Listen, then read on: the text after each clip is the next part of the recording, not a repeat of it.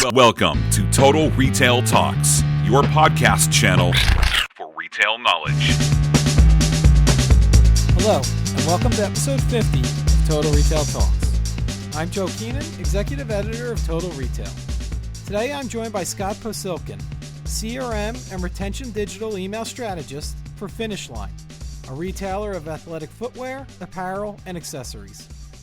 We're going to be discussing how Finish Line is using software from Smarter HQ to help it convert its traditional in-store customers into omnichannel customers.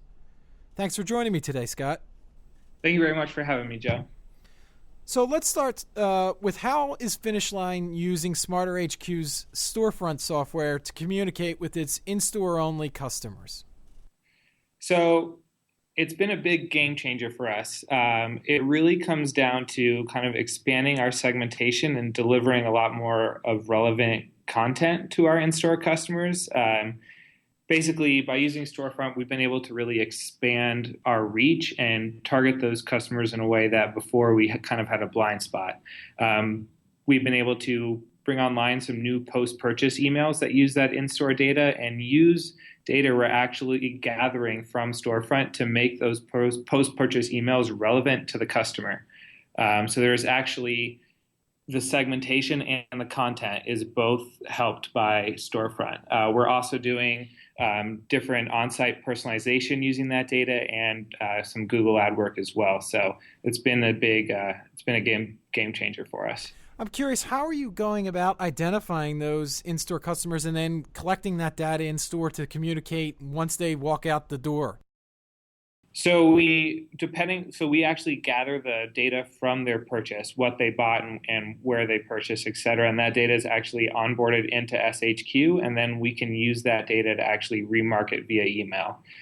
So it's actually directly from the store through to SHQ and then back online.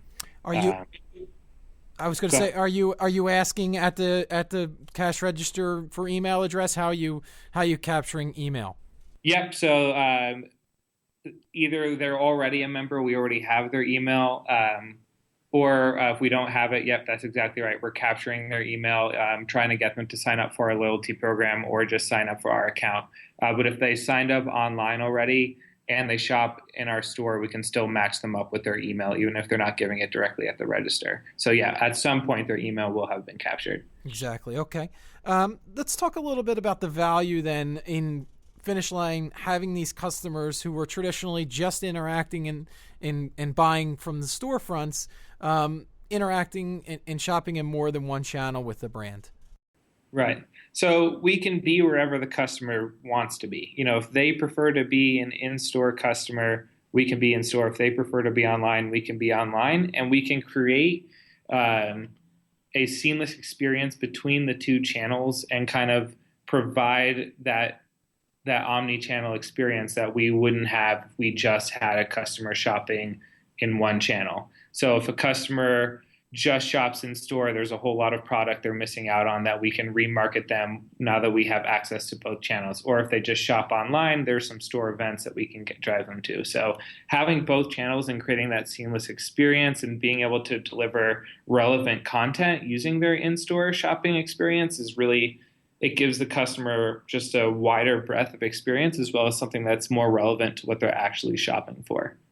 I've seen reports and data that omnichannel customers are typically more valuable to retailers, higher lifetime value, more frequent purchases. Has that data kind of been similar with Finish Line? Yeah, absolutely. I mean, once we're able to get a customer shopping online and especially into our Winner Circle program and away from just being an in-store customer, it definitely increases the lifetime value of that customer. I think that just comes with the territory for us of having a larger selection of product that matches the customer online, being able to target them a little bit better online and deliver more content to them online than if they were just in store. So yeah, absolutely. Once we're able to convert them from one channel to both, we definitely see an increase in value as well as just overall customer interaction over the lifetime of their shopping experience. Yeah, and while this all sounds well and good in increasing profit and bringing more revenue in, we obviously know there are inherent challenges in being an omnichannel retailer and presenting that seamless and hassle-free experience across all the channels that the customer may interact. What were the specific challenges for Finish Line in sort of this project? And, what are you doing, I guess, working with Smarter HQ and its storefront software? What are the solutions you're putting in place to become a better omnichannel retailer? So for us, it really came down to having the different channels complement each other and not really step on each other's toes, making sure, as I said earlier, that experience is seamless, and using that data so in a way that all the channels help each other and really mapping out that customer life cycle. So we have a really good understanding of exactly what the customer is going through in those different channels and using that data. We don't want the customer to have a monotonous experience where all the channels look the same and act the same, or they look bizarrely different and they clash. So we really had to map out the customer's life cycle and really understand what their experience was going to be from A to Z, so that we made sure that experience was a positive one. And I would say that was pretty much our biggest challenge. And then staying relevant and fresh across those different channels and using the data we have to actually get to a place where everything worked together. And when you say staying relevant and fresh, I guess that means sort of personalizing and giving them that unique, customized experience, whether they're shopping in store or online. Exactly. For instance, I can give you an example. Let's say a customer came in and shopped for Adidas. They may get from us an Adidas post-purchase email that has actual product recommendations based on what they bought. And then they might also get an on-site banner with product based on what they bought. But hopefully those two experiences will be relevant to the customer and not intrusive. So that's exactly what we're trying to do, is keep the experience continuous of what they've gotten in store in a way that keeps them engaged. Yep.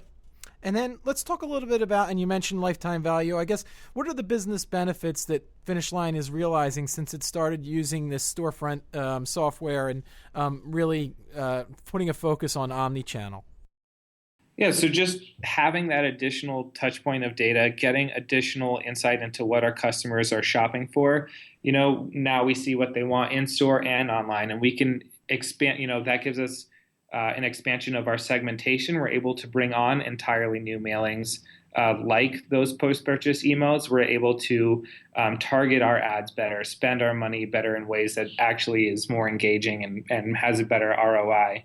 And we're basing our segmentation on overall customer habits, not just online and not just in store. So we're able to really break down the silos between one channel and another and really make it one unified experience, which, at the end of the day, is just going to increase our customer value and hopefully keep them engaged and kind of in the funnel. So it's just been, with the segmentation and the content delivery, it's just been a real boost to us. Yeah, and I imagine that personalized content that you're pushing out is then resulting or translating to increased conversion, I would imagine.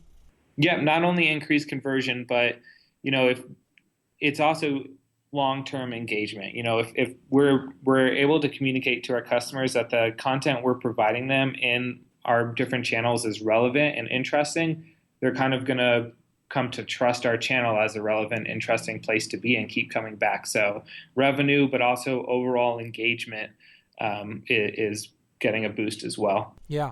And then my final question, Scott, is, what advice would you give to other retailers that are looking to transition sort of these single channel customers into omni-channel customers?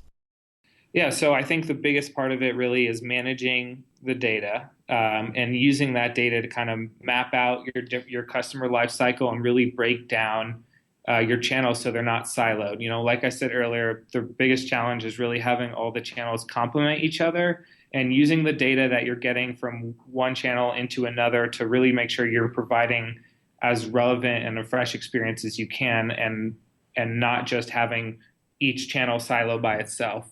Once you're able to kind of have that data flow working and have a real good understanding of your customer life cycle, then things really fall in place and you'll really be able to have a smooth transition from one channel into an omni-channel experience. How about the process, and I just one follow-up to that, how about the process for Finish Line specifically in getting that data so it's not siloed. Can you talk about, how long that took? I'm sure it's an ongoing process, but sort of the behind the scenes at Finish Line and how getting your data from out of the silos into one single view of each customer. Sure. So, I mean, it really came down to getting all the different channel owners on board, working with, whether it's on-site or email or in-store, and having really everyone understand how the data flow is working and how it can be used and accessed and segmented, and we kind of got everyone together and tried to get everyone up to speed to a point that they were able to understand our systems and data well enough to actually utilize it in their particular channel, and then keeping everyone involved in each other's channels so that they understand what's going on in all the other channels. So again, they can complement each other and really kind of keep the experience as one unified one. Breaking down those walls and having all the channels work together was definitely the biggest part for Finish Line. It took a couple months, and like you said, it's still ongoing. And we actually work together every week to meet with the different channels and try to bring everyone together so that we can continue to utilize not just SHQ, although they're definitely our biggest and best, but all the different channels and all the different content, all the different data. So it's just awareness and taking your time and making sure that everyone's aligned, really. Yeah, some really great insight there. I want to take this opportunity to thank Scott Posilkin of Finish Line for his time. Please check out our podcast channel page, mytotalretail.com/podcast for show notes. Total Retail Talks is available on iTunes and Stitcher, but make sure to subscribe on our podcast channel page as well. Lastly, please follow us on Twitter at mytotalretail or on Facebook at facebook.com/mytotalretail. Thanks, and I look forward to you joining us on the next episode of Total Retail Talks.